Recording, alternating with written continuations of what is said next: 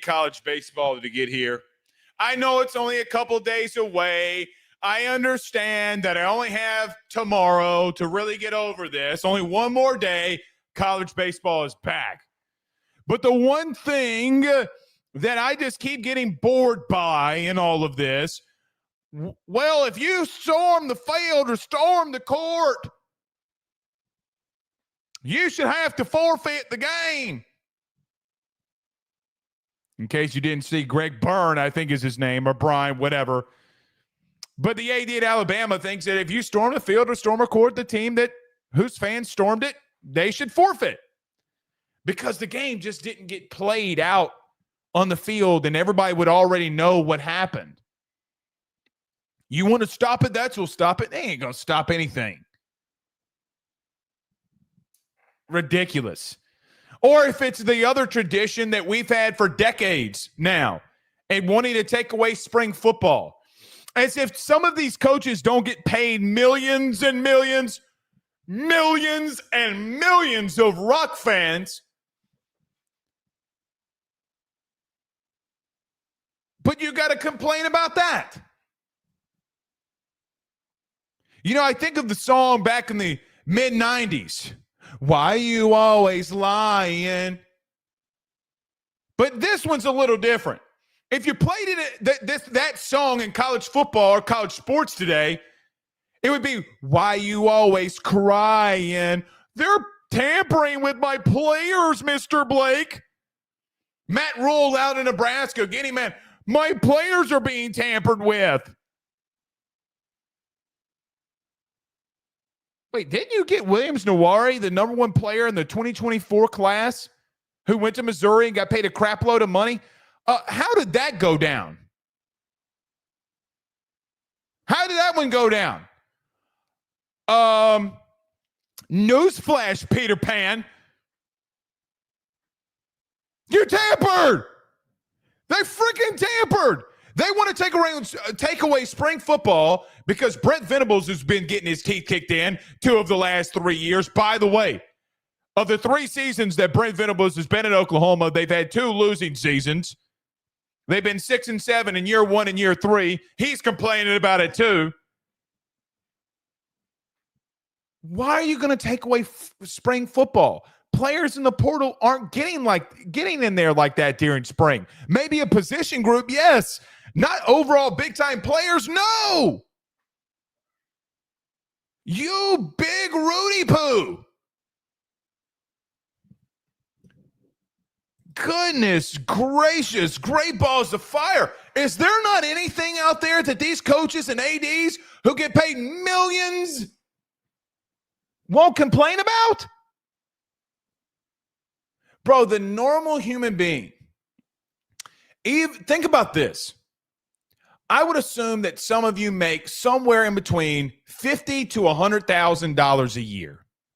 Mainly, roughly. Some of you much more, some of you maybe a little less. It doesn't matter. But you get to be our age, you're probably either pushing the 6 figures, trying to push the 6 figures, getting close to it, or you're in that 50 to 100 range. Bare none, a couple of $1,000s a year. And in that, think about this. You would have, let's say you made $100,000 a year. You would have to work 10 years just to get 1 year's worth of salary, gross, of an AD. Now, Matt Rule makes like $7.5 million.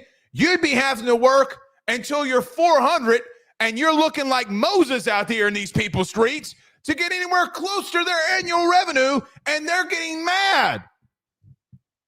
Tell that to the guy who loves college football, who's cutting grass every day for a living. Tell that to the steel mill worker. Tell that to the miners. Tell that to the oil men. Bro, what? Golly, jeez. I love spring football. I love when my team's a part of spring football. Sure, the game is what it is. I mean, if we're just calling it like I see it, Spring football during baseball season is one of the more hectic days of my life. Want me to tell you why? I'll tell you why. I'll tell you why, because normally on that Saturday when you have a spring football game, I have to cover that, do a post game. Saturday comes around when you're playing baseball, watch that, do a post game, don't see my wife and children, have so much that we got going on around here.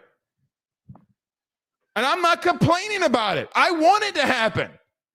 You've never heard me come out here and say, ever, hey, man, you know what? Because it makes my life so hectic and because I got to work so damn much, can we just do something with this spring game so I can focus on LSU baseball? No! And I don't make the same amount of money as these SEC ADs or Matt Rule's crazy self. Why are we always crying?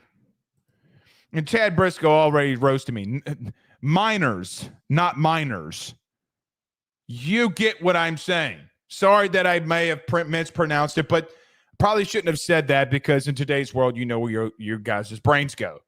You get my point. I'm so tired of grown-ass men crying. Life is tough. People go through hard times. I get that. Complaining about a spring game or running onto the court or the field after a game, what you can't figure out NIL. You're trying to take away tradition from a lot of this stuff, which is bullshit. It's bullshit. So, yeah. Anyway. All right. Let's get rolling with Chris Phillips joins us at 7:30. Got a lot of baseball we need to talk about. What are some SEC teams that are going to be pretty stacked this year that LSU may face? Anything out of Burns' mouth should be immediately disregarded. Yeah, I do agree with Paul's up here. Stephen Fry, good friends over at Fry Construction. He's in the building. 337 is in the his. He's site work and land development, oil and gas services, commercial construction, aggregate and soil hauling, waste containers, demolition. They do it all. 161 West Maple Street in Eunice, Louisiana. But you know the 337 is already representing. I got a confession that I have to make. I'm not proud, and I did not tell you guys this. I am not proud by this, but it did happen. I ate dusted crawfish this weekend. Yes, I really wanted crawfish, and at the point, it didn't really matter. I did have dusted crawfish this weekend. It's not the same. It is not the same. You should not dust your crawfish. No way. You don't dust your crawfish. I'm sorry. I'm sorry. You don't dust crawfish. All you out there dusting crawfish, I think you're psychopathic. I'm sorry. You're psychopath. What you putting the season on the outside of the shell for? Crawfish wasn't that bad. I mean, it wasn't the worst crawfish that I'd ever had. Wasn't the best either. Was not the best, I will admit. But I did have dusted crawfish.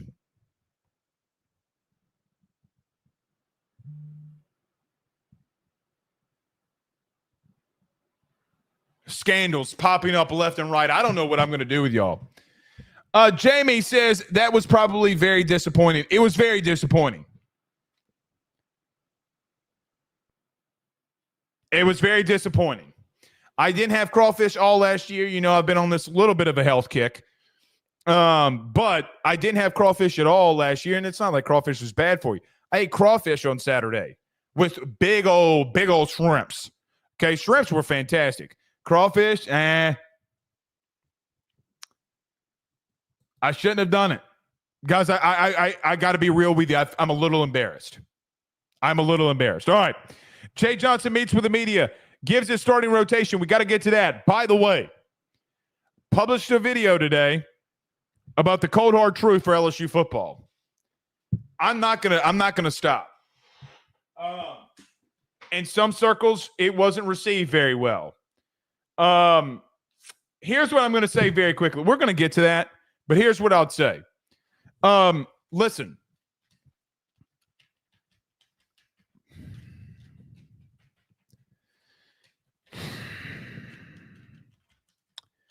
Guys, there's the reason that I opened the show with this whole spring ball bullshit was because you have a team in LSU that's got a lot of questions that they got to get answered. Like, taken away from think about going into the portal, okay, and getting nothing to see how your team looks during the spring. Baseball, we don't do that. They have scrimmages. They scrimmage all the time. What are we doing? What are we doing? What are we doing?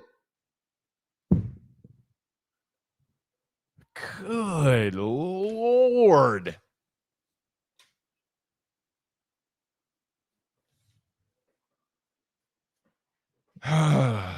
It's just so frustrating. All right. Any super chats in here? No. Where are you guys listening to from tonight? I know Steven's in the 337, but where are you guys listening to from tonight? Let's do this.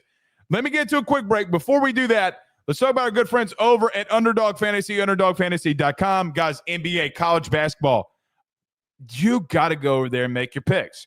You can use the promo code AYS. When you do that, by the way, you'll have your chance to win up to $1,000. You'll get a free pick. If you're into that fantasy, you need to get over there now. Use that promo code AYS. You get that free pick and a chance to win up to $1,000. Everybody hit the like and share. Show to all those groups of social media and all that good stuff. When we come back, Jawan Johnson moving to quarterback. That's going to be really interesting. Jay Johnson Beats with the Media. Chris Phillips joins us as well. Stay with us.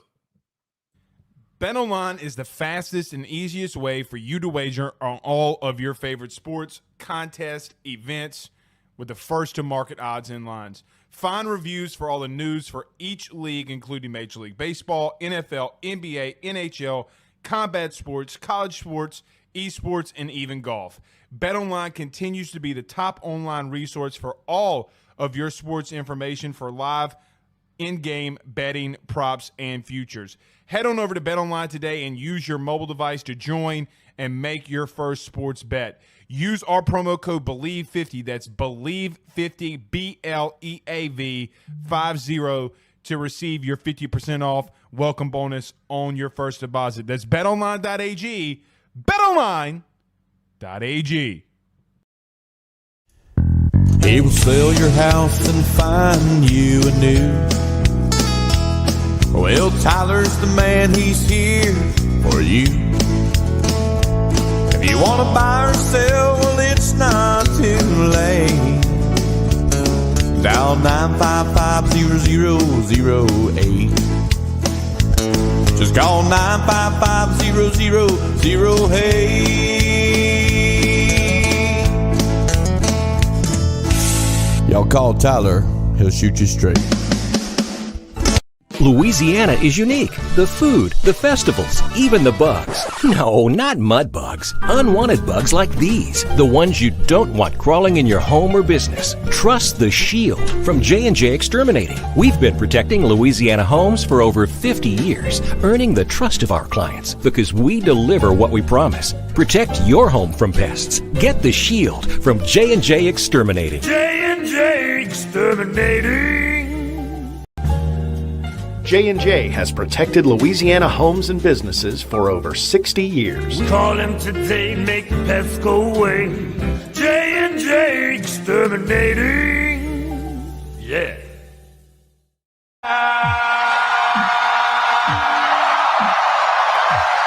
You ever just see something on the internet and it ruins your day? I don't know if any of you ever saw the Netflix series called Mindhunters. First off, wow. Second off, I got duped. I thought there was a third season coming out, and there's not. They said no, they're not doing it. I am absolutely 100% positively pissed off by that. I got duped. Talk about a day being ruined. Golly, my day has been ruined. By the way, anybody in the chat on Netflix watch Mindhunters before? Thumbs up, thumbs down. Anybody? Bueller? Anybody watched it? Let me know if you have. So Zach Nagy of Sports Illustrated came out today that he had been, I guess, just scrolling through the roster at LSU for the 2025 season. And Jawan Johnson was officially listed as a quarterback, the one of the top players in the state of Louisiana a couple recruiting classes ago, was at star defensively when his early enrollee needed some running back help. He moves over to running back. Saw some action, not a lot, but saw some action this year at running back. But Jawan Johnson moving to quarterback for LSU, at least for the spring. At least for the spring. I think that here's a couple of things. Number one, it's not a typo. Glad Zach Nagy brought it up. I think it was a secret that was being kept a little bit here. But I think that this is what Jawan Johnson wants to do. With that being said, he's got a room that he's got to go in there and compete. I do not know that Jawan Johnson at this early stage and moment is going to be able to translate from what he did in high school and how good he was in high school to being an SEC quarterback. I do think that this is going to be very interesting. I don't know if Colin Hurley plays any role into this, and it very well could play some role into this. That Colin Hurley more than likely won't be there this spring. They'll give him a shot. Hey, let's go through a spring. Let's see what happens here. If you move to quarterback, and we'll see what goes on and what happens. Maybe look, man, we're just looking for good quarterbacks. You brought in Michael Van Buren from Mississippi State. You have Garrett Nussmeier. At no point do I think that, number one, that he will, but I don't think that Jawan Johnson's going to get the opportunity to be able to go and push during the spring for a starting position. Unless he just goes otherworldly, and then you're like, oh, no, well, he's unstoppable at the current moment. Then you may have to give him some look. But if you do keep him there, and it is a storyline and things stay the same, there are going to be questions I already know from the media. Were you going to put in a special package for him? Let's get to the reality. They will say that yes, that they will. The reality is no, that they probably won't. Let's call it what it is. They'll say, yeah, we're going to put in a special package for Jawan Johnson. Let's see what happens here. No, they're not. I mean, there are some things that have to happen before that happens. So in case you didn't know or you didn't see the news, sorry to spoil it there for you, but Jawan Johnson, the former borderline 5-star, the former DB and running back, is now moving to quarterback. I don't like when a player moves this many positions. I don't. Because you're basically telling me that, look, man, we don't know if he could play star. He didn't look great in that role. You move him to running back. He sacrifices for the team. When you could have moved him back to that safety role, when you had the opportunity, like, hey, Jawan, listen, man, that star position all spring is going to be wide open. He goes to quarterback. So is he just being the ultimate team guy, which is very possible and plausible that may be happening here? Or, like, if you go to Jawan Johnson, hey, man, you're going to be battling for a starting spot at star this year because you're not going to play running back. Let's call it what it is. You're not going to be there at running back. At least we don't think that you were. Or you would have seen some playing time this year when they were struggling to get the third guy rolling at any given point in moment. So, listen, man, there's levels to this. I don't know if he's a good enough thrower of the football in today's game that he's going to be able to do enough to move up that chart.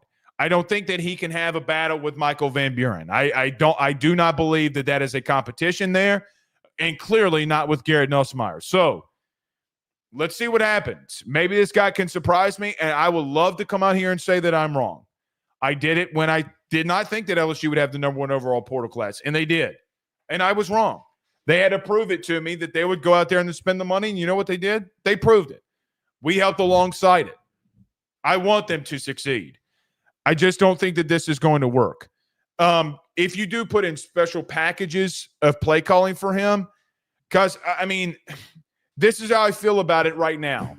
I went out to practice all last year, and you can ask anybody that will come on the show or covers the beat, DM them right now if you don't believe me. But they would come out in 12 personnel under center, and they'd run the football. Never happened during the season. So even if Jawan Johnson does get in a special package in spring, when they're just trying things out, it does not mean it's going to translate to the fall. Not at all. So it's an interesting move. But it's very interesting to me in more ways than one. It's more interesting to me in the way of, like, hey, man, like, you should know that Harold Perkins is going to be out. You went and got TaMarcus Cooley, but you got other needs at safety. What are you doing at that star position? Perkins not going to be here during the spring, and I still anticipate that they're going to move him out there.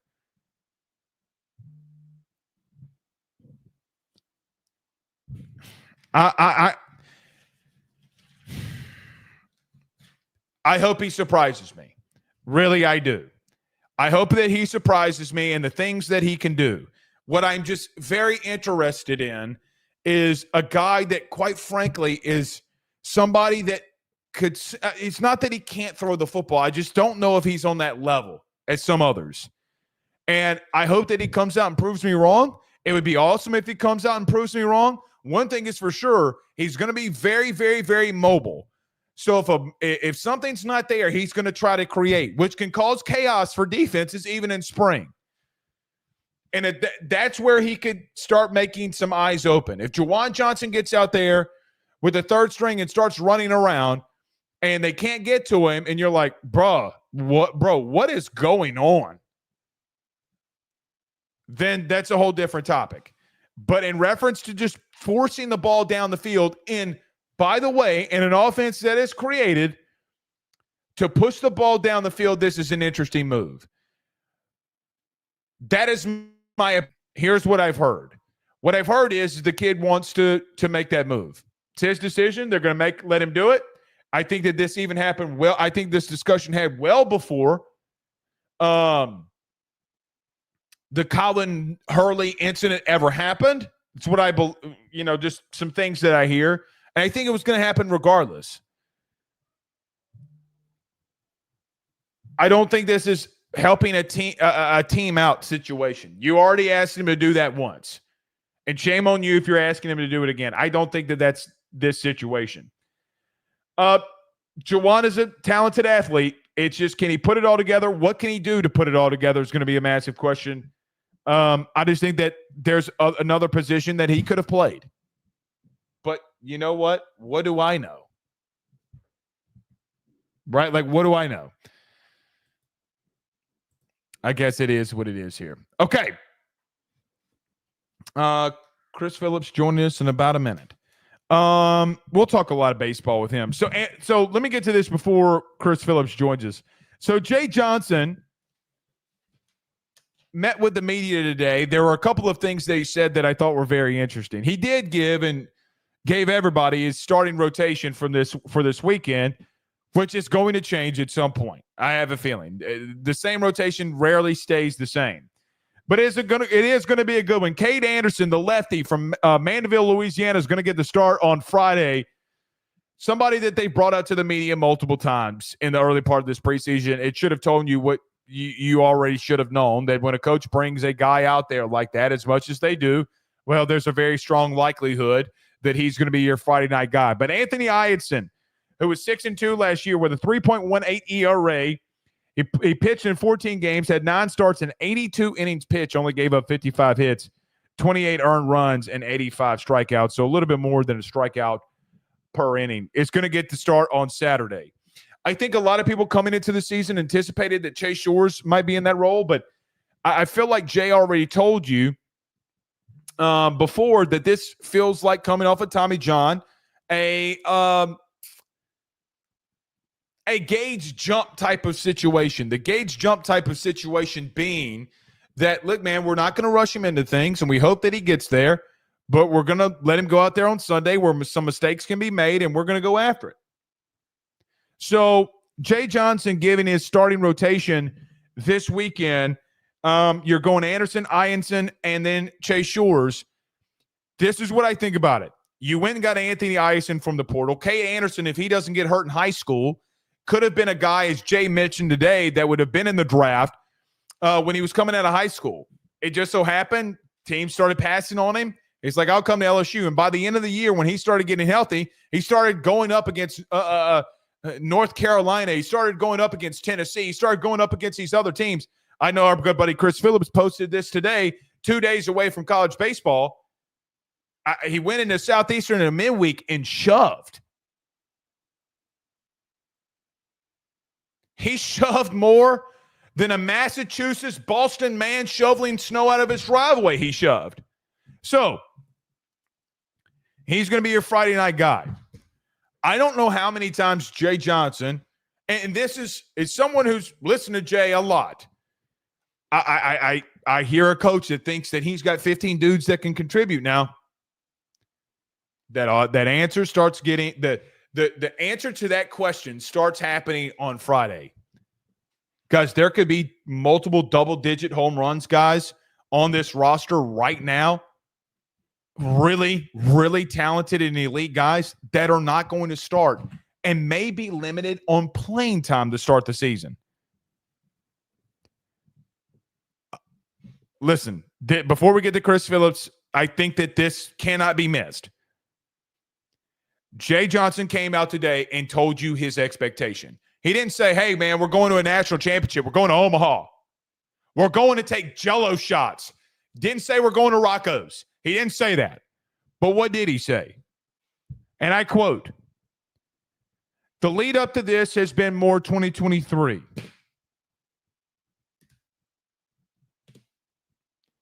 Can't stumble out of the gate when saying that. That is for sure. I don't think he's got a Paul Skeens, though. What's interesting story today, right, from Jay. He said the last weekend going into the 2023 season, nobody in our rotation got out of the first inning. Tommy Tanks went yard. Dylan Cruz went yard. Trey Morgan went off. That 2023 offense, Paul Skeens could not get out of the first inning. It starts getting a little hard to believe, right? A guy throwing 102. Till you remember that the first AB of Dylan Cruz against Paul Skeens went, yeah, bye-bye. See ya. Anyway, all right. Let's talk some SEC baseball. Chris Phillips, SEC Unfiltered. Next, stay with us. J&J has protected Louisiana homes and businesses for over 60 years. Call him today, make the pests go away. J&J Exterminating. Guys, you might know my good friend Carol Falls and all the great service that he provides over at State Farm. He is your good neighbor after all. But did you know State Farm has surprisingly great rates as well? Along with a great neighbor service, State Farm agent Carol Falls has surprisingly great rates for everyone inside the state of Louisiana. So call him today at 985-395-4300, 985-395-4300 for all of those surprisingly great rates on auto, home, and life insurance needs. Like a good neighbor, State Farm is there, and individual premiums will vary by customer. All applicants subject to the State Farm underwriting requirements.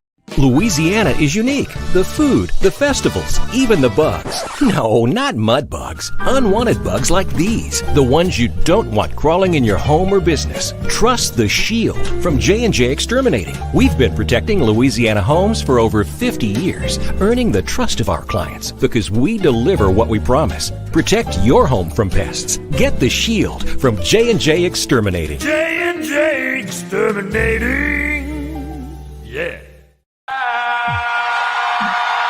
Chris Phillips, SEC Unfiltered. Good evening, good sir. How are you? Blake, what's going on, man? I'm doing well. How are you? Excited to be here. We've been, I feel like you and I have been talking about this for a while. About can't wait till we're talking baseball again, and we don't have to wait any longer, man. We're here. We made it. So we made it. Firstly, before I forget, I want a hat like that. Yeah, I got you, man. I got you. We got the fresh lid in, ready for opening weekend. So. Yeah. Okay, I want a hat. Okay, that's number one. Not putting LSU number one in your power rankings, I deserve a hat. That's number one. But hold on. Enough. Before we get to that, Chris, I got to get to some gossip with you. Okay. And I know what you're thinking. What in the Sam hell is this big son of a gun about to talk about? What's he about to say? We trying to take away spring football? Yeah, I mean, I talked about that tonight, actually. It's I guess our friend Brandon Marcello was the one that sort of broke that story or wrote that story, if you will, going to more of an OTA approach. You know, there's the logical response, Blake, and the emotional response, because logically I get it. Like, I don't want to put some of my best athletes on tape either for other guys to take, especially if I've seen them all spring. I know they're kind of a diamond in the rough or they're an unknown. And why am I going to put out a showcase essentially for other coaches to to then see, and they can poach and they can tamper and they can, essentially recruit my roster against me and offer an NIL. So I get that side, but does it make the game of college football more likable? And it doesn't. It doesn't, man. Like, it's just not having a spring game will we stop watching college football because of that? No. But it makes the game less likable. There's no question. I mean, I grew up going to spring games. I'm sure you did too. I'm sure many watching this did as well. And it's just like, it's just one of those core things. It's just another thing, just chipping away at it, right? We're chipping away at college football. It's almost like college football and those in charge, if there is anyone in charge, they essentially say, like, how much can we take away? And they still keep coming back. And I just wonder, Blake, if we're ever going to get to a day where people are like, I'm kind of tired of football. Like, I just, it doesn't really move the needle for me like that anymore. I don't know that we reach that point, because for me, like, again, I still love it, Blake. You still love it. The audience, everybody here probably still loves it, but it's less likable than it was 5 years ago, 10 years ago. And I mean, this is just the latest thing. It's making the game unrecognizable. And I don't know how good that is for the sport. I remember Ed Orgeron had a receiver one time. His name was Jamar Chase. He's done absolutely nothing special.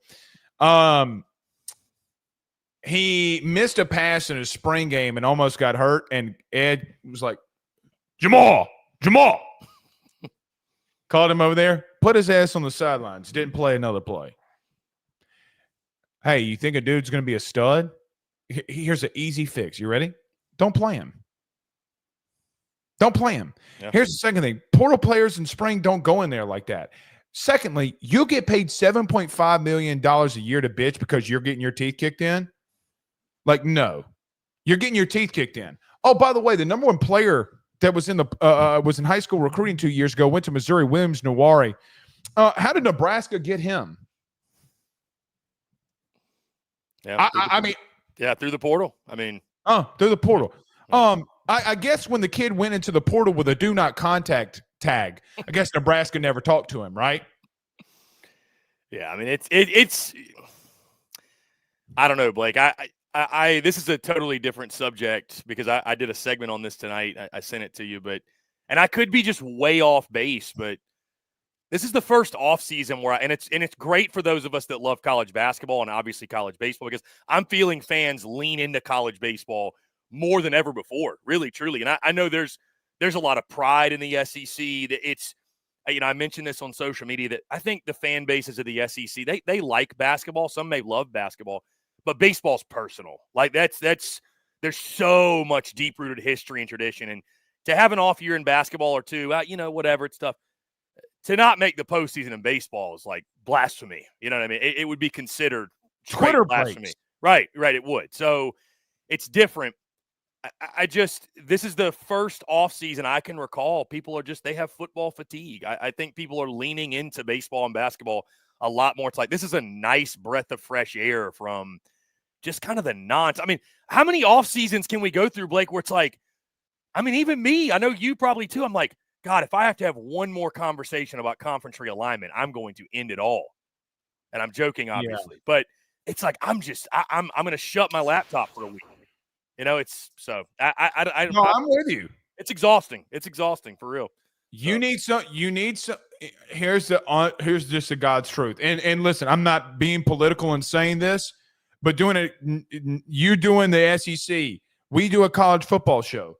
I don't know if you saw today, but the White House came out with a statement and said, hey, you don't want to pay the TV revenue share for football because of Title IX? That ain't Title IX. That's BS. That's what the federal court system said. You go ahead and do it. Like, you're going to do the TV revenue share. And everybody just like, oh, no one talks about it. They want to talk about no spring games.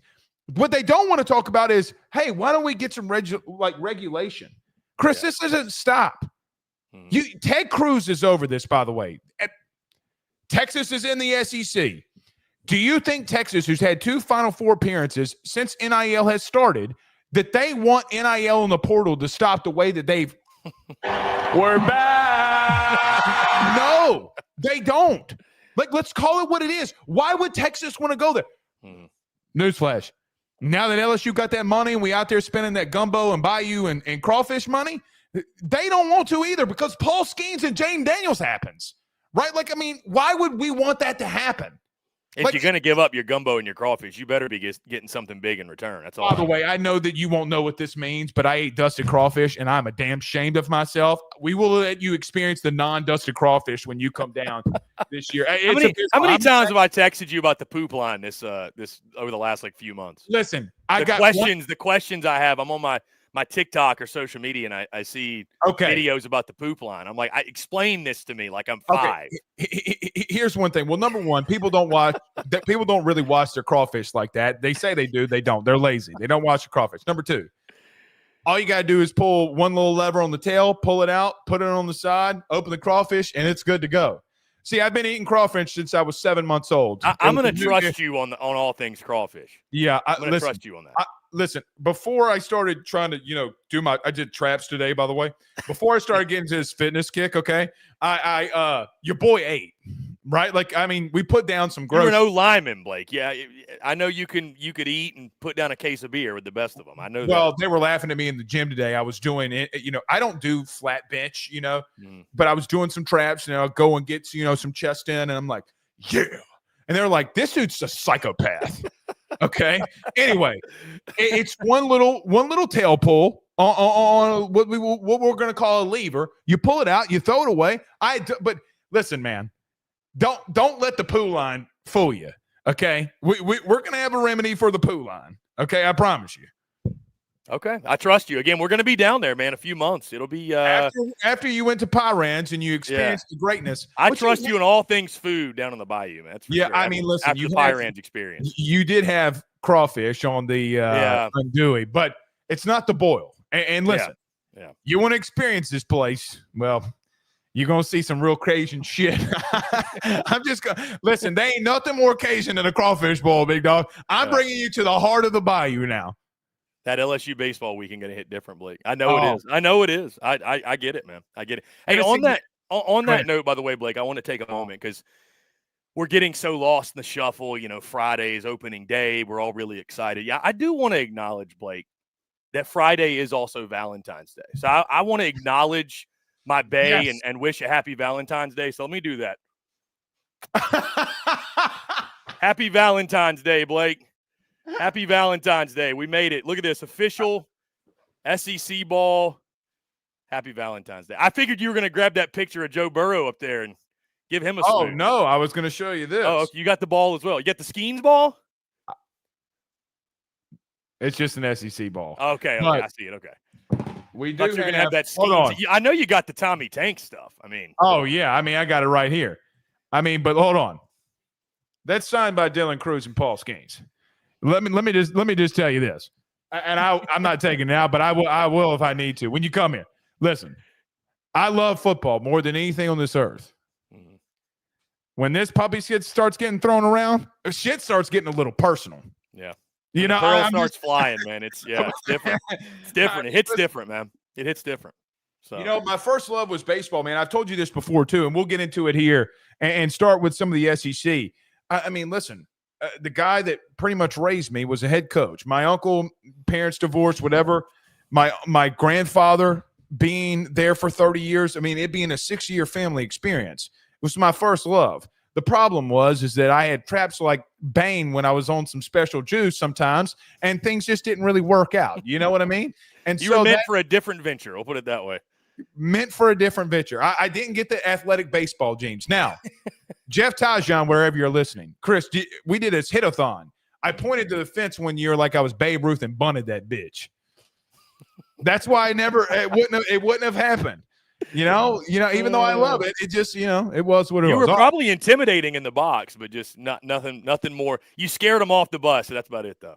Oh, dude, I was good for the first 2 pitches. I would intimidate. I would like. Bro, these dudes are like, what is this fat son bitch up here doing? And I'm like, I'm about to take you yards, son. And I would be telling him, I'd be looking at the catcher, be like, this is going bye-bye. Chris, I'd strike out in 4 pitches. I couldn't hit for shit either, Blake. My senior year, I was a pitcher in college. So my senior year, everybody knew I was going to be a PO and pitcher only. And they essentially, I was hitting like 350 too. My coach was like, nah, we need you to pitch. We're going to let you chill the rest of the season. Just pitch and chill. I was like, yeah. And I was like, you know what? That's what I like to do anyways. So whatever. My first high school hit was Oppo, by the way. Scared shitless. Girlfriend in the stands, by the way. Almost. That really gets you going when you're in high school and you got the girlfriend watching you. That you're like I got to go extra. I got to go extra hard today. I got to really do play. it.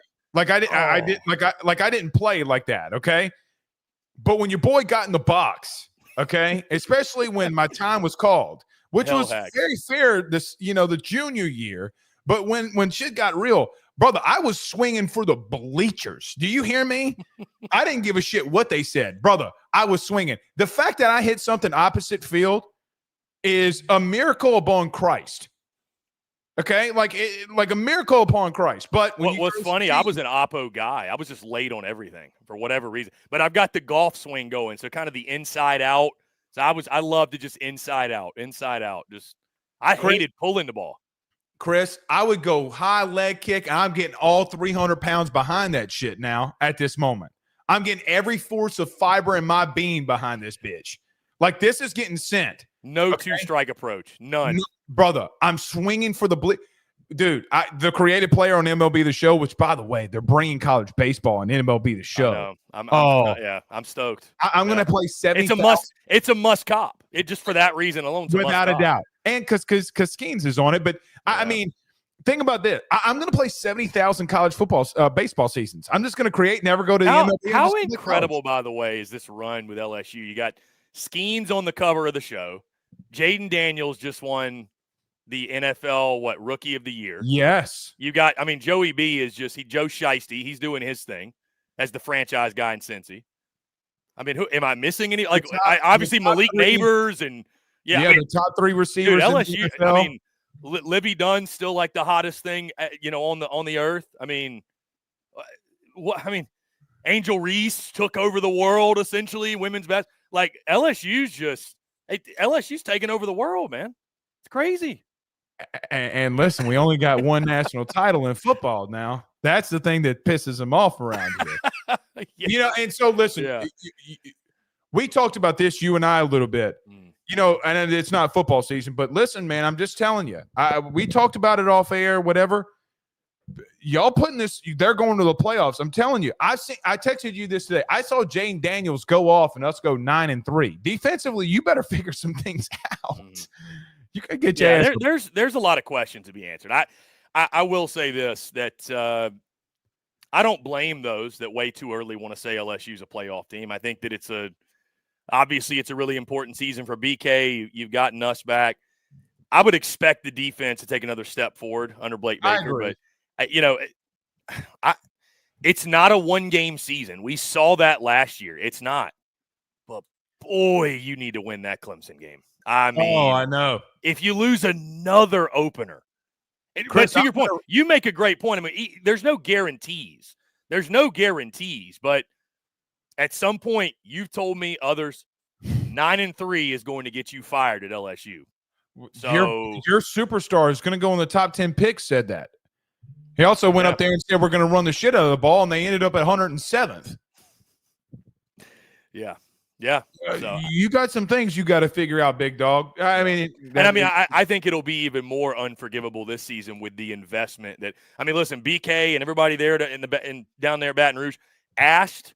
LSU fans have delivered. I see you on social media every day pushing it. Y'all got these $1 million matches, and it's like a day later it's done. So, there was this misconception over the last few years that the Bayou didn't have the money to compete. That's the furthest thing from the truth. I think the NIL situation it's proven itself, and what LSU's done in the portal. There's no excuse. You hate to go into a season but granted, no, you don't, because it's LSU. You have those expectations. You got to get to 10 wins. Just bottom line. No excuses. Listen, Jay Johnson spent more, was spending more in the portal than the football team was now. All right. Now, Jay go up in there whining and dining people, man. He makes you not say no. That's his superpower. So, speaking of baseball, let's get to it.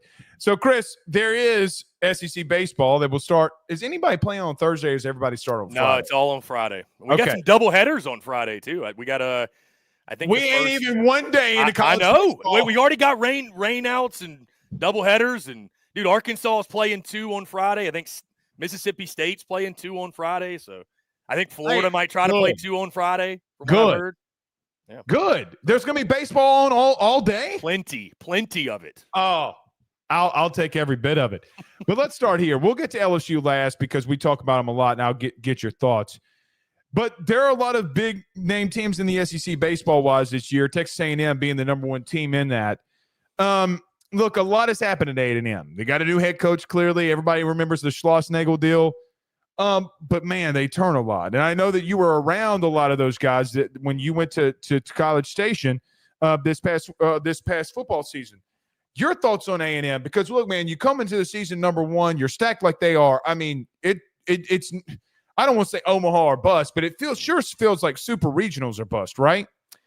Yeah, I mean, I think Omaha or bust is fair with that group. They're loaded, Blake. They're loaded. I mean, here's the thing. You get to the supers, depending on matchups, anything can happen. We've all seen it before, right? So, but with this team, I will be stunned if they're not hosting. I will be stunned if they're not a top 8 national seed. Find me the weakness. I mean, that's the thing. Here's the thing. When you got the target on your back and you're number 1 and there's going to be a lot of pressure on, like the first time Mike Early loses 2 of 3, loses a midweek, there's going to be questions. There's going to be people questioning, how is this even possible? So, the pressure is one thing. But, I think you and I talked about this over the offseason, Blake, that team is so talented and they're so loaded in all aspects. Those guys could go out there and make the lineup themselves and call the pitching changes, and I think they'd probably still be one of the top 16 hosting a regional. Like, they're that talented, truly, with guys like Jace Lavalette and Gavin Grahovic leading the way in the lineup. Ryan Prager obviously back, Justin Lampkin back. You got to replace Hayden Schott back, Caden Sorrell, Caden Kent. I mean, you got to replace guys like Aschenbeck and Cortez in the bullpen. Those are the big ones. And I think for a lot of most college teams, that's the bullpens where the mysteries really lie. Like, who are the dudes back there? These first couple weeks, non-conference are huge. It's going to be huge for LSU, too. Establishing roles. Who's going to be the guys we can depend on? 7th, 8th, 9th. Get us 6 outs. Get us 3 outs, whatever. But that team is just stacked, man. I mean, they're stacked. Now, as you saw, I did not pick them to win the regular season. That doesn't mean they're going to win the regular season. Dude, it's baseball. It's hard, right? It's they might go 20-10 and finish in 2nd or 3rd, like, and still be a really good club and fighting for a top 8 national seed. So, but I picked them to go to Omaha. I'd be stunned if they're not there, man. They're just, and it's baseball is one of those things. Hey, maybe the Dodgers won't win the World Series this year, but man, when you got the best players, when you got the most good players, that's a pretty good team to bank on. So, no, I love A&M going in, man. They're number 1 for a reason. I think they were the easy pick. And I'm curious to see, they're going to play with a chip on the shoulder, Blake, because of the Schloss thing and him being at Texas and all those guys that are back that have got something to prove. They want to get back on a national title. Are they still able to play loose and have fun? Do we see a point in the season, like when adversity hits, does the pressure start to mount on them? Because, again, with expectations comes great pressure. It's going to be up to the leadership in that locker room to manage that, maintain that, get them out of a rut. Because a rut's going to happen. Like, it's baseball. A rut's going to happen.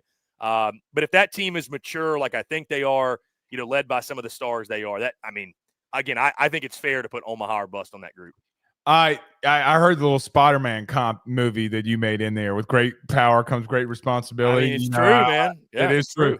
It's hard. Listen, it's hard to have that bullseye on your back and go the whole way, start to finish. That's what I was about to ask you. Do you think that I'm right in saying this? Because I don't know if I agree with my thought on this. Mm-hmm. I think you can hit your way to Omaha. The bullpen's what wins you the whole thing, right? Like, I mean, look, we've seen teams. You got to have 4 or 5 guys you can really count on that will go out there and nut up when you need them. Like, I mean, to win it all, there's going to have to be. I mean, every national title run with every team, there's moments you look back and like, that was a legendary pitching performance.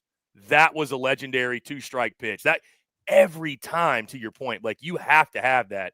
You got to have the. I mean, we think last year. I mean, you got to have those dudes you can turn to in crunch time and get big outs and make big pitches. And I mean, that the teams that win it, that's what they have most of. I think of Skeens being in the 10th inning against Wake Forest. My man's going on the 10th inning.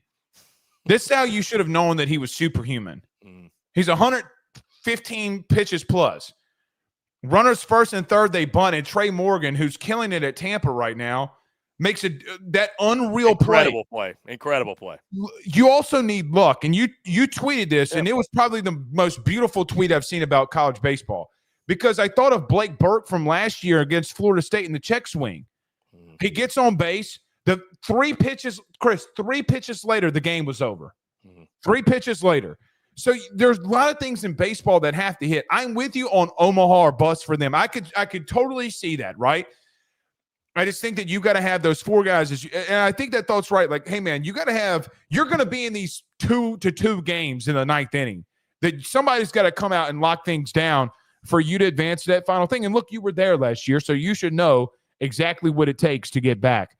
Other than A&M, I want to go to a team who's been making it to Omaha every year, but they haven't gotten over the hump, but they've been there. They almost got over the hump a couple years ago, that being the Florida Gators.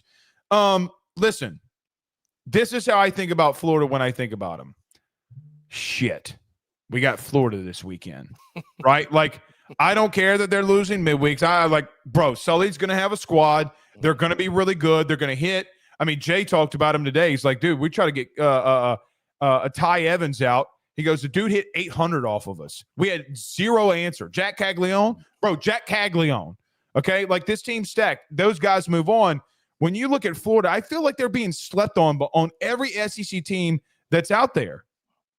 Yeah, I agree, Blake. I think they're very slept on. It's almost to the point where we're so ho-hum about Florida because we just know they're going to be there and you know, maybe they don't have the biggest, flashiest storylines. You lose Jack Caglione. But, yeah, man, I love this Florida team this year. I've talked to folks down there, and you mentioned Ty Evans. From what I've been told, he's going to hit in the 8-hole for them. I mean, he's going to hit in the 8-hole. They are stacked. That lineup, 1 through 9, they are stacked. I think that lineup could be better, even losing Jack Caglione. They're deeper. I think they're deeper 1 through 9. Now, some things have got to come together, right? We'll see how some guys start out. I don't want to say they're going to have the best offense in the SEC right now, but they're stacked. Their question's kind of the same thing as some others, Blake, where it's just pitching. Can Liam Peterson on Friday night? He was a freshman last year. Great stuff. He was very inconsistent. Can he give you more consistency in the number 1 spot? They're going Pierce Capala and Jake Clemente on the weekend rotation as well. 2 guys with – listen, it's Florida. They got power pitching and they got power bats.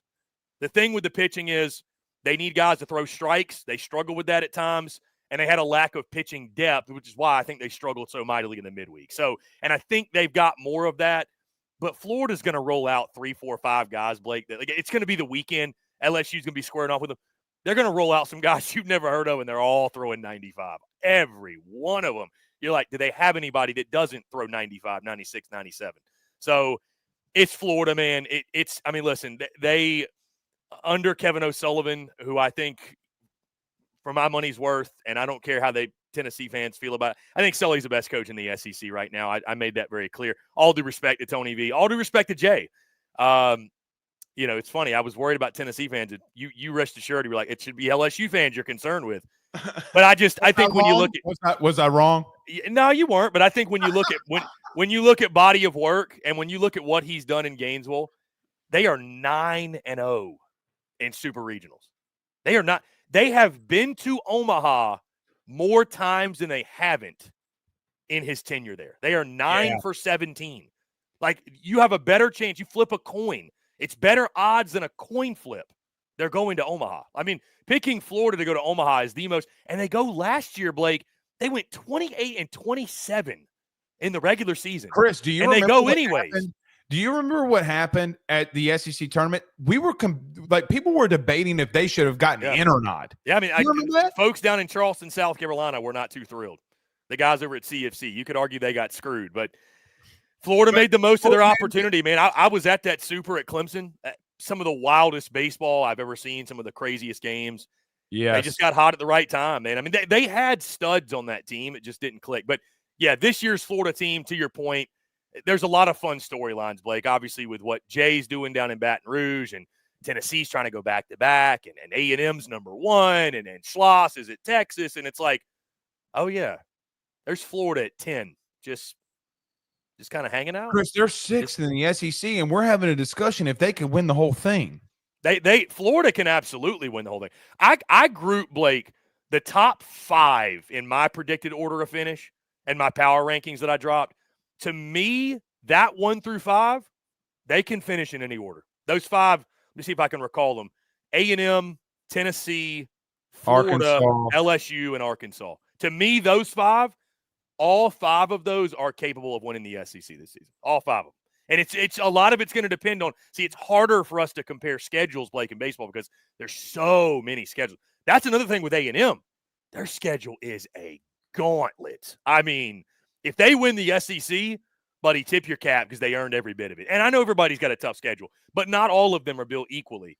So, but I'm excited to watch Florida, man. Like I said, I'm a huge fan of Kevin O'Sullivan. Love what he's done there, and it's Florida baseball, man. Again, they got power arms, they got power bats. They're going to be right there. You know what Florida's all about. So and to your point, you know it's going to be hell every weekend when you play them. Even if you take 2 or 3, or God forbid you sweep, man, it's you're going to have your hands full.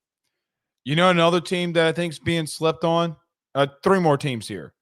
Dude, Georgia's at 4. Nobody's talking about them. Yeah, Georgia's kind of, and I love, obviously, you guys love Wes Johnson and what he did at LSU. For sure. I mean, he's fantastic. And it's only a matter of time before that Georgia pitching staff really gets going under his leadership. And maybe Colton Smith, I think he's a guy you mentioned underrated and not talked about enough. Colton Smith was really good for them last year. Yes. I do still worry about their pitching, though. They've got guys back in the lineup, a couple of dudes that hit almost 20 bombs a season ago. Dude, they brought in 16 guys from the portal. You talk about working in the portal. And the only thing is that it's you're not going to hit on them all, so how many can they hit on? But I will tell you, and I'm sure Jay and the coaches of the SEC would agree, you'd probably agree, Blake, the thing I feel good about when you bring veteran bats in, yes, I feel like most of the time you can count on those guys being pretty productive pieces because, dude, hitters is where the experience really matters. Like, right. If you've got a couple hundred at ABs under your belt, typically you're a pretty seasoned guy at that point. Even if it's more consistently tougher pitching in the SEC, like you're such a well-seasoned hitter with your approach, and I feel confident in those kind of guys being productive for you. But you lose a guy in Charlie Condon, like, I mean, he bailed them out a lot last year. He did. Every time they needed a big swing, it seemed like he came up and delivered. So Georgia, and here's what I'll say, Blake, and I want to see if you agree with this. I think when we come into each season, who else isn't getting talked about a lot? Kentucky. Who else isn't getting talked about a lot? Auburn. You know why? If we could, let's say the quiet part out loud. It's because they don't have baseball tradition like that. I expect LSU to reload. I expect Arkansas to reload. I expect Florida. These programs that have this deep pedigree, I don't know if Georgia gets the benefit of the doubt. And I'm not even saying they should. I'm not saying they should. How much baseball talent is right there. Oh, Georgia, that program, I'm not saying they should be winning the SEC every year. But, dude, look at the MLB draft. The amount of guys that come out of Georgia, yeah, that's a program that should – and it comes down to investment too. I mean, right. Certainly Georgia's not going to be taking away any football dollars anytime soon to put in the baseball program. But, yeah, there's no excuse. I did see that they threw $20 million at the baseball facility. They also put turf on the field, which I wasn't a huge fan of, but that's another story. Yeah, the turf field now in Athens, which sucks. But but anyway, yeah, I know. Hey, I guess it was Wes's call. I don't know. Oh, I don't know whose call it was. Somebody's getting – if that's the truth, somebody's getting a text message after this show. No, go look it up. I believe you. I will send you the picture. There is turf on the field at Foley right now. Yeah, it's a turf field at Foley. I will not confirm or deny if I'm going to text a SEC head coach after the end of the show and be like, what the hell are you doing? It's there, man. But, no, to your point, man, Georgia kind of reminds me of Texas, who we may talk about. They're going to swing my next one. Them and Arkansas. They're going to swing the hell out of it. How much can they pitch? If they can pitch average to slightly above average, they're going to be a really, really good club. But is it going to be like last year with Georgia, where Blake, it was 8-0 in the eighth inning, and we're like, hold on to your seats, this game ain't over yet, folks. Like, right? You talk about not, and that's why Georgia didn't make it to Omaha. Like, they didn't have the 3 or 4 guys in the pen. They were like, who's got a pulse today that can go, and that's how it felt. Like, who do we have a warm body that can get loose? So yeah, and look, we saw Wes transform dudes not named Paul Skeens right in front of our eyes, right? Yeah. Like, I'll be excited to see if that pitching staff makes a jump under him this year. I think because if they do, Georgia's going to be very dangerous. Here's what I'd say, and I think that if anybody said this that covers Georgia baseball, the way that they feel about it right now, know it for a fact, is they think that the talent is high level. Floor is really low too, right? Like, I mean, either way, they're the way that I feel, there's no middle ground. I think that's fair. Georgia is probably the one that's up in that top 6 that if they took a step back, because I've asked myself the question, Blake, to your point, I'm like I saw them in that perfect game poll at 4, which that was the drunkest top 25 of all of them. I was like, right. Anyways, they are the one where I'm like, are they for real? Like, is this really what Georgia is now? They're just all of a sudden a preseason top 10 program in the country. It's a big prove-it year for them, but they've got sticks for sure. But, again, the pitching just got to take the next step. Chris, I'm going to give you an open-ended one here. There are 3 teams that I think that we're talking about expectations, and I don't know what Schloss can do at Texas. I don't. But I look at Mississippi State, Arkansas, and Texas all in the same light for this reason. There is tradition there. There is a big baseball field there. I saw that you had, and forgive me for not remembering the gentleman's name, but you had someone on from Mississippi State, and he's like, listen, man, you're going to pack out a stadium 2,000 people on a midweek. You got to start winning.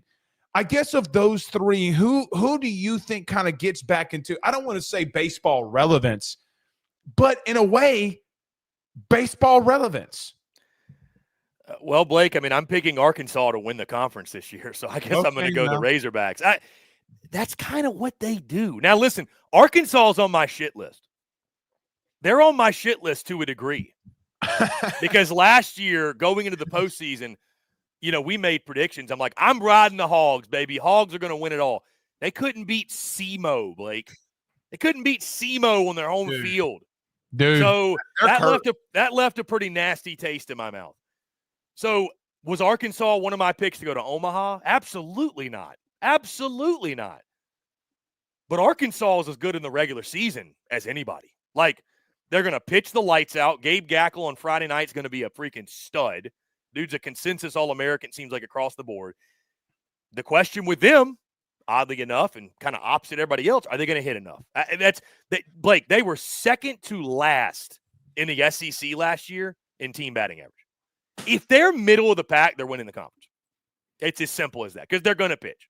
Chris, they're going to pitch. Think about this.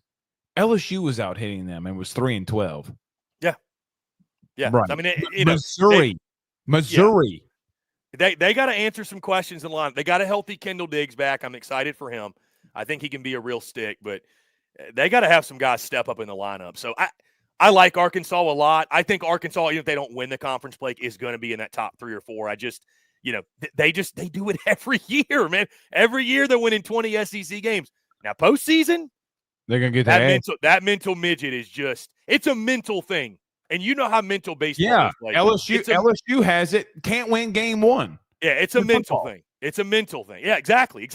Right. That's going in the seat. That's all everybody's going to be talking about. It's all you're thinking about. Like, it's not going to be like, we can't wait to get out there and kick their ass. It's like, we cannot lose. And when you think that way, you're cooked before you even step on the field. Any sport. I think Arkansas will be good. Mississippi State. I like them this year. I like them. I think they're going to be – I had them in the top 5. I had them finishing ahead of Tennessee. That really went over well with the folks in Knoxville. I had them finishing – they're my surprise team. I think they're going to surprise. I think Mississippi State's around a 17 or 18 win SEC team. So I think they're a top 5 team. And I had them as my sleeper pick to go to Omaha. I had them in Omaha. So I like Chris Lemonis, their head coach. I think Pico Khan, who's going to get the start Friday night, the lefty. He's got to make a big jump. They're asking him to be the ace, obviously, only threw like 30 innings a season ago, but he's got big-time stuff. And, dude, I think Hunter Hines is wildly slept on. That dude smashes the ball. He can be a 25-plus home run guy, really, truly. So, dude, I like State. agree. Yeah, One of those two teams in the state of Mississippi is going to figure it out, and I don't think it's going to be Ole Miss. To be transparent, I actually agree with you. And listen, speaking of Hunter Hines, dude, did you see his postseason exit velocity at that like Baseball America BP tour? I did not see that. It was like 115, 116. Dude, here's the thing. He needs to get his average up. He did not have a great year. He hit like 256, but I mean, the kid hit 16 home runs, had almost 60 ribbies. So, I mean, if we're talking about him 20 plus, 25 plus, which he's capable of, he needs to have a Bear Jones kind of year, Blake. Yeah, and listen, really, truly. I mean, we're about to get to LSU here before I get you out of here, but dude, these big, strong TRT taking dudes, man. The other thing too, Blake, really quickly, Mississippi State. There's no such thing as an easy schedule in this conference. I would never. Manageable. Yeah, it's more favorable than most. They're getting some big series at the Dude. They open up SEC play with Texas at the Dude, which I know you asked me about Texas really quickly. Again, speaking of favorable schedules. We want to go down that road let's again? go back down that road. Let's go down the favoritism road again. The way that the SEC is bending the knee for Texas. Nah, again, they're going to hit. Snow having asses. Yeah. They're going to hit Max Ballou, Jalen Flores. They're going to hit lots of home runs. I mean, Ballou was the conference player of the year in the Big 12 last year. Right. It's just they have so many question marks in the rotation and the pitching staff. They, basically everybody's new. They got all these transfer portal guys, and I actually talked to a Texas guy earlier today, and they've got the kid from Indiana State who's going to start game one, and I was told he's been getting roughed up a little bit in their scrimmages. So, I mean, listen, like you said, maybe it means your lineup's just that great, but I don't want my ace getting shelled on a weekly basis in the preseason. That's not a great sign. Jay literally said today he only saw Paul Skeens get like shell-shocked once, ever. It was the third time that he went up against Dylan Cruz in that 2023 lineup. I'll tell the story. Very brief. I heard that Dylan Cruz went in the locker room when Skeens pitched on Friday, the Friday before the season, and said, "Enough is enough. Enough is enough." And listen, Skeens. I heard Skeens tip the cap and was like, "Okay." Bro, he was throwing like, and it was a special day. It's when everybody got to go see him. Like, bro, he's hit 102 7 times. Later, did we know he would hit it 44 times in like 3 innings, right? Like, I mean, like that's what was insane. But to your point, like, listen, man, it's a different beast. I am about Texas because they only heard me talk about the clip of the schedule. Jonah Williams. Bro, I literally have an MLB guy that constantly comes on this show. He's been a scout with the Yankees, the Rays. He's with the Dodgers, by the way. He won Executive of the Year, Draft Executive of the Year. Just, I mean, come on. Bro, he thought that he was the most special player in all of college football and recruiting. Dude, you got a lefty that's coming off of the mound, 6'4", 225, throwing 95 plus. Okay? By the way, just throwing this out there, everybody talks about NIL. Ask Texas where they found the money for the number one safety in the portal and high school. I'm going to tell you, it did not come from the football fund. Okay, so I think it's a little bit.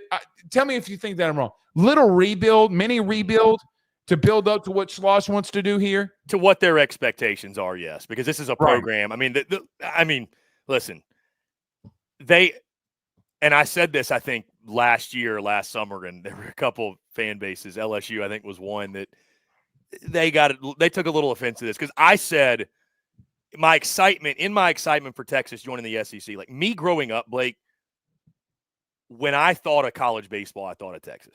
I really did. And LSU's right. Texas, LSU, USC.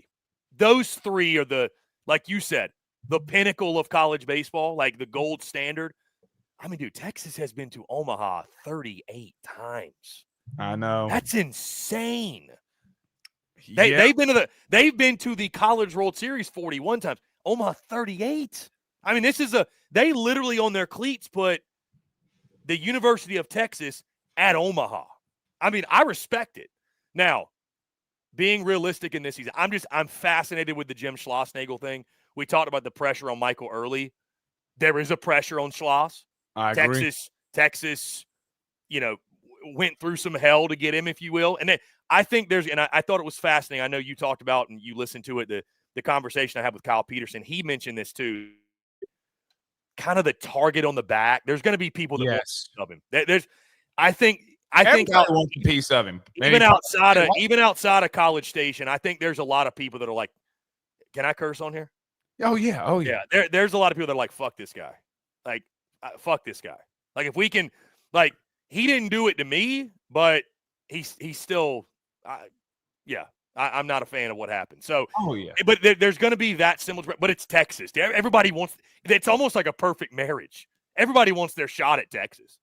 I mean, I know LSU, you're pissed off they got to go there, but I know LSU's going to go there like, we're going to shove it up their ass. Like, we've been there too. We've been there 2 of the last 3 years. And people that don't cover them like I do, they were like, we haven't been, like, in our conversation, there was comments in there. They haven't been there in a while. Bitch, they were there last year. Like, LSU went there in the midweek and dicked you down. Yeah.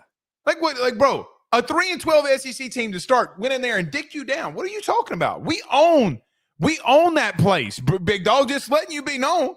I mean, I'm not going to clip. I'm not reliving that. But I'm just saying it's been the truth. The other fascinating part, Blake, is the fact that the Arm Farm, Max Wiener, which, yes, I know his last name is funny. Let's get it out of the way. Max Wiener came over from Texas A&M with Schloss to Texas.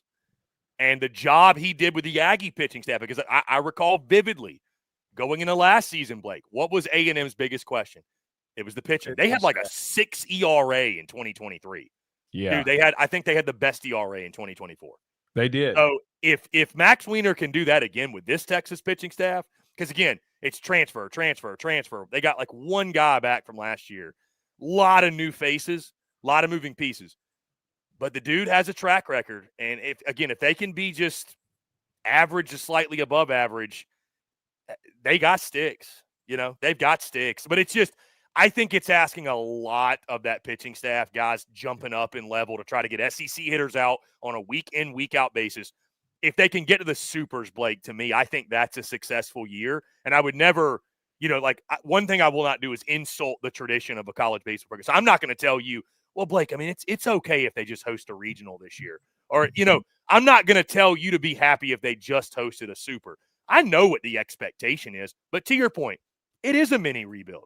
I mean, they lost in a regional last year in College Station. Like, they haven't been great. So if you can get to a super, see what happens, be one of the final 16. Even if you don't get to Omaha, I think that's a step in the right direction year one, especially with all the questions you have. Do you think that Coach Wiener goes to the bar to try to get with women and goes, it's Wiener, Max Wiener? And do you think they just walk off? Like, I mean, that's Wiener for two.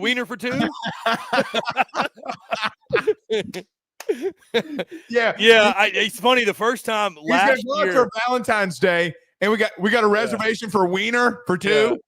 Oh. Doesn't everybody tonight, right? I mean, pause. I mean, it's no pause on Valentine's Day. All wieners are acceptable. Yeah, pause. I remember last year we were breaking down A&M, and I'd never heard his name, said his name. So I saw it, and I called him Max Wiener on the show because I'm like, I mean, why would I assume it's pronounced Wiener? And then I had my A&M guy on, and he said it. He said, they brought in Max Wiener, the pitching coach. I'm like, okay, it's Wiener. All right. I mean, like, Mrs., I now pronounce Mr. and Mrs. Wiener. You know what I mean? Hey, respect it. He's a hell of a pitching coach, though. Hell of a pitching coach. All right. You don't have. You can say whatever you want. I'm not going to chastise you like I do on the internet, but maybe a little. LSU coming into the season, a lot of high expectations coming out of Baton Rouge. The outside perspective looking in. I want your real honest God, and I know you'll give it to me. When you look at LSU baseball coming into 2025, your thoughts? I think they're deep. I like LSU a lot. Like I told you, Blake, I think LSU could win the SEC. I think any of those top 5 I mentioned could win the SEC. I heard you talking earlier, and I've seen some of the comments. I know Jay likes his team a lot, which is scary for the rest of the SEC. I agree. Jay's listen. for all the LSU folks out there that heard me talk about the coaches, if you wanted to put Jay at 1, it's not like I'm going to fight you to the death. Like, he's one of the best, okay? I mean, I'm not sitting here like we're really splitting hairs. So, if he does win it all this year, he'd be the only one with multiple. But I mean, right. like that's a whole different conversation. Yeah, for sure. And we'll change the rankings accordingly. But no, I'll be texting you every day. Change your rankings. No, dude. I mean, I love what they add in the portal, man. The Hernandez kid from Indiana State, the catcher spot. The Dickinson kid, obviously from Utah Valley, and I know we've talked about Stanfield from Auburn. All 3 guys. I think we talked veteran at bats. I mean, these are guys with 279, 295, and 220 plate appearances. Like, these guys have been around a while. They've been productive in their previous stops, and I mean, that's adding on, man. We've talked about Bear Jones, Blake, the best ass in college baseball, and some of the most power. America's ass. That power comes from somewhere, right? Dude, he could be a 30 home run guy, especially if they make it to Omaha. He will be, I think, a 30 home run guy. I'm excited to watch more of Stephen Milam come into his own. Brazzy was I was so happy for Brazzy last year, man. He's such a good kid. Mm-hmm. I think you saw, and that's the thing, you saw the Jay Johnson effect. So you did. can expect 1 or 2 or 3 more guys for that to happen to. Maybe some of these newcomers, Josh Pearson being back at DA, Jake Brown being back. So it's, I'm excited to watch Derek Curiel, all the hype around him. And, I think I heard somebody on your show, Blake, talk about he's going to be in the starting lineup day 1. Yeah. And if you're the starting lineup as a freshman day 1 at LSU, at a place like that, you're a stud. I mean, and it might take him a few weeks to get going. You never know, but he's a stud. Like, he's a stud. An outfielder that did not go in the draft and came here with the initials DC. Huh. Leave it to Blake to set those kind of expectations, right? Now, no, I'm not trying to, but I mean, listen, when you're going sub 600 in 3 weekends, either your staff, which this is not happening. Chris, we're talking about, I get you're seeing the same guys. Like, I get it. And you play college ball and you get it. Like, I understand it. Sub 600. Like this, bro, we were talking about in ski and Cruz in his freshman year. They were like, Paul Maneri come out there. I didn't ask you about South Carolina. I don't know. But he'd waddle out there and he'd say, there's this guy named Dylan Cruz. He's going to be really good. And then we're like, oh, shit. That is if there is some fairness here, there is some comp there. Bro, not only is he a freshman playing the outfield, he's in the 2-hole. Yeah. I mean, that's saying a lot. If you're able to insert yourself like that at a program at LSU that quickly. Jay called him the smartest player on his baseball team, and he didn't hold back from it. I mean, like, look, dude, they have kids like Tanner Reeves who might play short, might play third. Bro, that's elevated Braswell's game because he's like, bro, From talking to you, Blake, it seems like LSU's deeper this year. Oh, they're deeper. It's way more than 1 through 9 with them. And the 1 through 9 they've got, I'll put it up against anybody. I mean, in the A&M series, Jay talked about this today too. It's so wild. You do realize when they took 2 or 3 in the 23 year from A&M, who's a damn good baseball team, 3 guys with double-digit home runs did not start that weekend. Okay? Yeah. You're potentially talking about that now. I think Tanner Reeves, who's been tearing the cover off the ball, it's going to be different, Chris. I don't know if it's the power, right? Like, I don't know if you have – but, brother, you going to hit. I mean, and that's the thing that I'm just like, oh, shit. I mean, when me and you were there, and I talked about this on your show, but when me and you were there, it was Stanfield single back up the middle, Curiel single out to left, and then Bear Jones, I mean, like, he just continues to hit nukes. So, I mean, you can't take a breath with this LSU lineup. Stephen Milam might be in the 8-hole. Yeah. I mean, and I think the thing, 330 in the SEC. The thing I liked about some of those guys too, you bring up Milam, is the clutch factor. Those guys have been, Braswell the same way. They've been through the fires. They're not going to see, there's a nice mix of the experience on this team too. And we haven't talked about them yet, Blake, but again, like some other clubs, it's going to come down to the pitching staff. That's the interesting thing, Blake, with baseball, right? And you can't predict. I mean, who's going to sit here in the preseason and go, I think they're really going to struggle to throw strikes this year. I see a lot of walks incoming. You're not going to probably say that, right? But it's going to come down to those little nuances. Like, is Cade Anderson ready? Hey, it's a lot different being the Friday night guy at LSU than pitching. And I know he pitched. We posted the highlight. What do you have, like 14 strikeouts in that game in the midweek? Yeah. Like, it's a lot different when Jay says, go out there and shove against Texas. It's a lot. To your point, go on the road, go out there, but not to say he can't do it. It's just different. It's just different. To your point, he got touched by SEC pitching last year. I mean, it wasn't until the end of the year. To my point, to what I just said, though, I mean, if this isn't why Cade Anderson came to LSU, then I refuse to believe that, right? I'm excited for the Ianson kid, the UC San Diego kid. Yes. 82 innings pitched last year, right around a 3 ERA. I mean, I've talked to you, talked to others. That kid is for real. That kid's for real.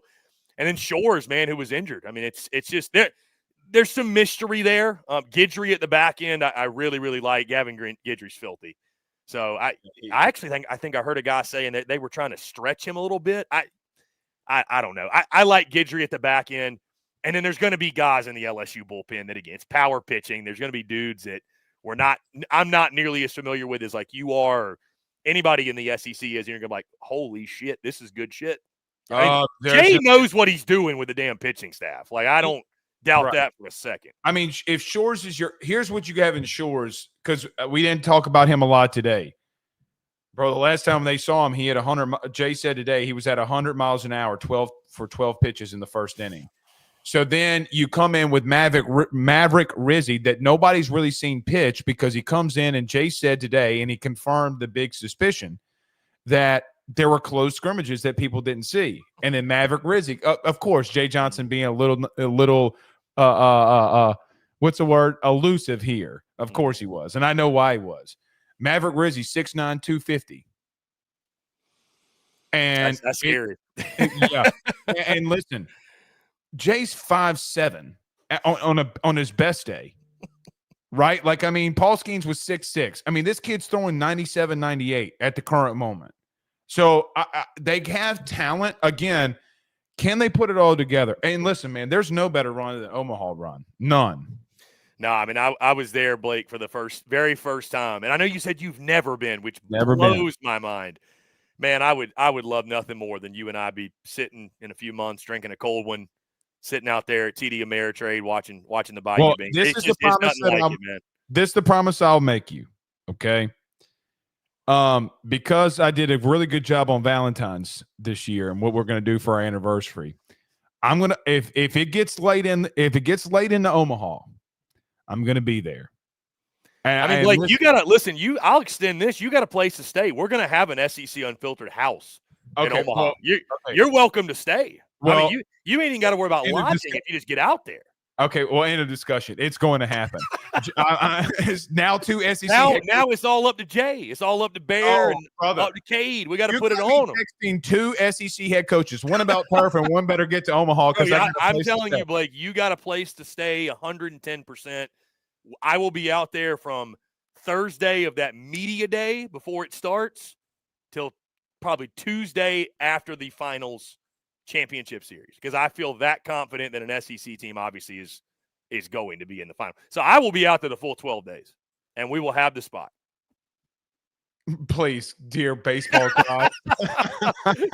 It'll be a run like no other. But without listen, and I had LSU in my Omaha 8 this preseason. I it's just when you're picking your Omaha 8, it feels like a safe bet. I don't think LSU is going to get off to a 3-12 conference start this year. I'm curious to see the lessons. And I know I asked you about it, but I'm curious to see just like the lessons they learned from that. I think that's something that can make you better. You know, and even if you lose 2 or 3 opening weekend, it's like, all right, hey, we've come back from way worse than this. We ain't dead yet. We're fine. I think it's going to help this group a lot. There was a different kind of pressure on them last year, trying to go back to back, trying to replace Skeens, trying to replace Cruz. You know, I don't think LSU's flying under the radar by any means, but the pressure's a little bit different. You know what I mean? So I'm really excited to watch this club, man. They're gonna be a lot of fun. Well, and I think you saw that growing up in the SEC tournament. and then in the first round. I mean, Chris, they're a strike away from hosting a supers last year. A strike away. They just couldn't get it done, and they couldn't get the hit to end it. I mean, like, look, if their floor, last thing I swear to God, if their floor is what happened last year, then sign me up, because that's going to be the floor. And look, Jay broke the curse that nobody could. A national champion in the SEC not getting back to the postseason. That's what makes my guy different. All 5'7" of him, and I love every bit of it. I was going to say, what is it with LSU and these little 5'7" coaches that come in and just terrorize the conference? I have absolutely no idea, but here's the truth. I will protect him with all of my being, because there's nothing more. Listen, I've said this, and I'm not saying this because you're here. I've said this a lot. Nobody on that campus, no one, not Kim Mulkey, Brian Kelly, no one on that campus is more like Saban than Jay. No one. Brother, I know for a fact that during recruiting, like high school recruiting, during the football season, they've been at number one the last 3 years. So we're talking about them being deep and loaded. Well, by the way, we didn't even talk about William Schmidt, who was the number one pitcher in the country from high school that does not go to the draft. Chris, he's coming out of the bullpen. Okay? The last time this happened at the same exact school was Aaron Nola. That's what I'm talking about. He is relentless at every bit of the pursuit. Every bit of it. Nobody works harder than him. And that's why I think that because he's saying what he's saying, knowing who he is, that's why people are so confident. All right, I kept you way longer than I probably should have. Chris Phillips, SEC Unfiltered.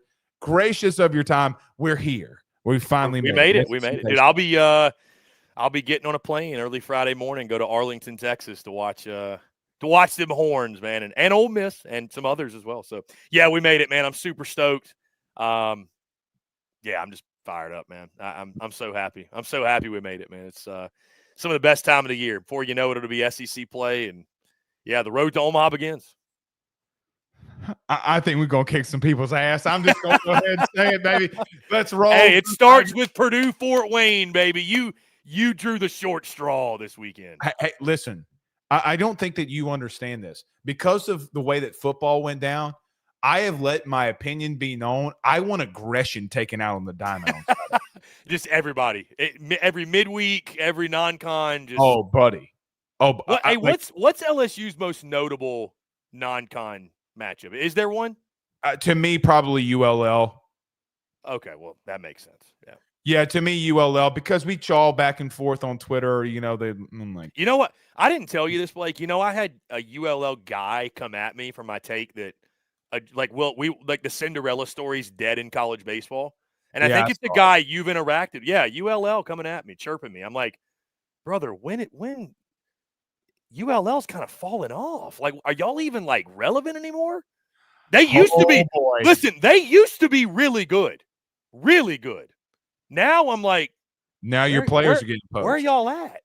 Well, you're not going to go to Omaha for the exact reason I just said. That, you know, ULL's best hitter is probably going to be like, well, you know, going to that regional was fun, but I could transfer to LSU and actually win a title. Just call it for what it is. It's sad. I mean, teams like Rice, Tulane, probably like the UC Irvines of the world. Oh, they're in trouble. Like Coastal Carolina.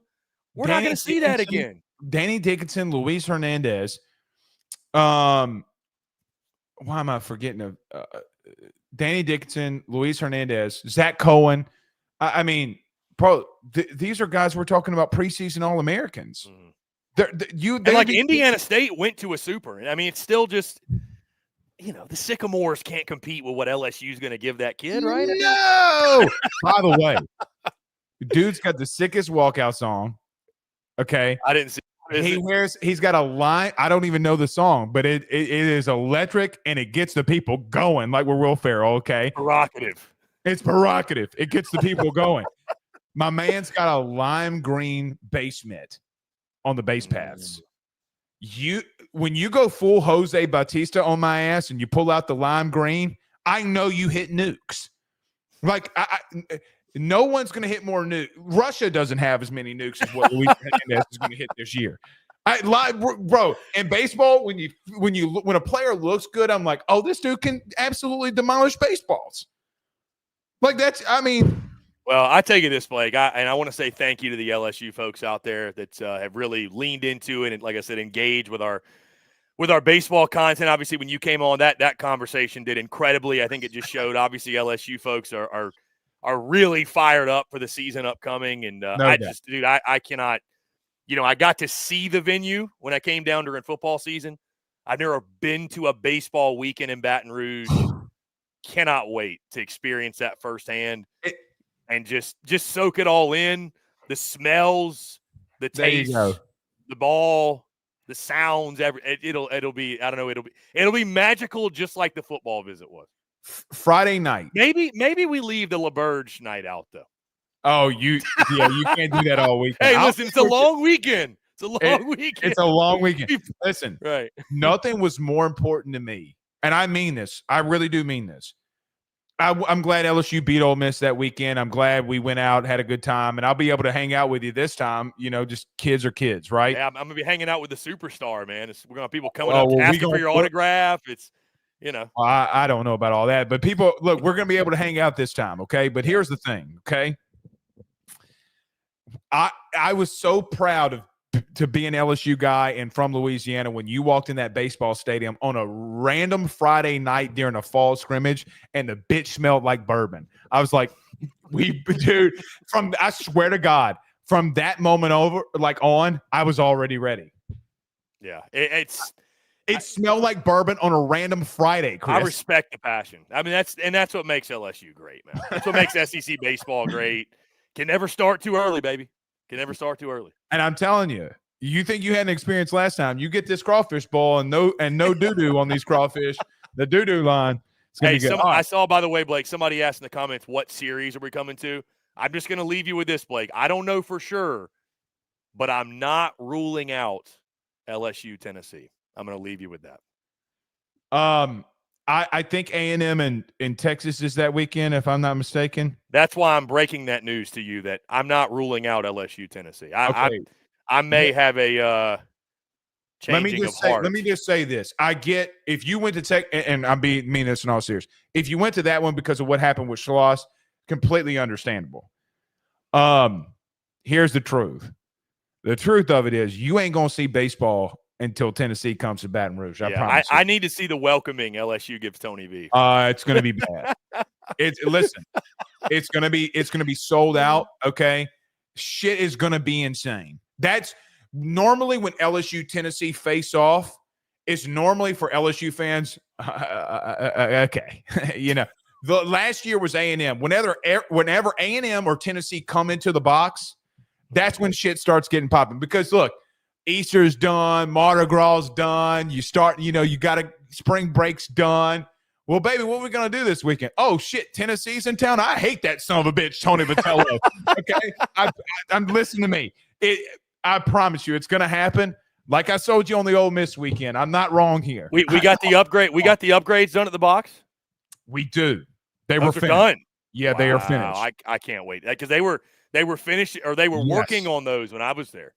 Yeah, they are finished. I'm excited to see those then. Excited. Little birdie tells me that they are not going to be done maybe at the end of next year. There's going to be some things going on with the box again. It's interesting what happens when Jay Johnson's him, and it just, you think the dude's going to be good. I'm just going to throw this up there. Here we go. If you want to get SEC baseball fans going, the dude is trash. Start talking stadiums. Hey, we got 500,000 views on that graphic. The dude is trash. There, I said never been. Here we go again. Here we go again with the clips. Here we go. All right. This sounds for real. Chris Phillips, SEC Unfiltered. Buddy, thank you so much. Let's go have some fun and watch some SEC baseball this weekend. Let's play ball, man. I appreciate you. Always a pleasure, Blake. All right. Chris Phillips, SEC Unfiltered. See you, buddy. Fantastic as always, dude. Every time me and Chris get together, it's very electric. So that was very, very fun. All right. I do see a super chat in here from LSU fan 124. This team is so deep. Who led the team in batting average in SEC play might not start at all this year, that being Ashton Larson. That is absolutely insane and incredible stat. All right. Let's get moving here. We'll see you tomorrow. Y'all have a good one. Peace.